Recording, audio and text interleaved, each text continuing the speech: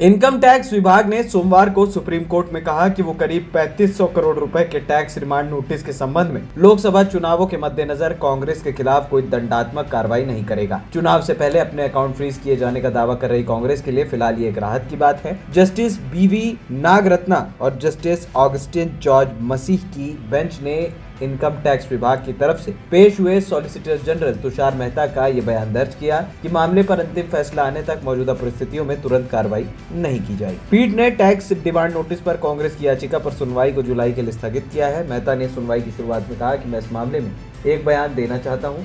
कांग्रेस एक राजनीतिक पार्टी है और क्योंकि चुनाव जारी है, हम पार्टी के खिलाफ कोई दंडात्मक कार्रवाई नहीं करेंगे।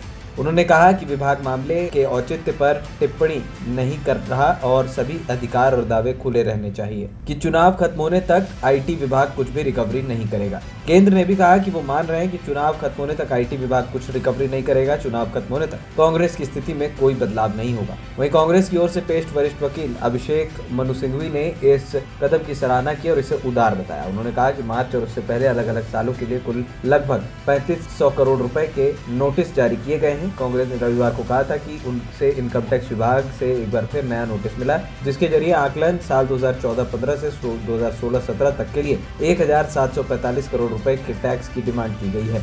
इनकम टैक्स विभाग की तरफ से कांग्रेस से अब तक कुल 3567 करोड़ रुपए के टैक्स की मांग की जा चुकी है। पार्टी ने शुक्रवार को कहा कि उसे इनकम टैक्स विभाग ने नोटिस जारी किया है, जिसमें 1823 करोड़ रुपए का भुगतान करने को कहा गया है। टैक्स अधिकारियों ने पिछले सालों से जुड़े टैक्स रिमांड के लिए पार्टी के अकाउंट से 135 करोड़ रुपए पहले ही निकाल लिए। देश की सबसे पुरानी पार्टी ने आरोप लगाया कि केंद्र सरकार उसके बैंक अकाउंट को फ्रीज करना चाहती है। एएनपी टाइम्स की रिपोर्ट।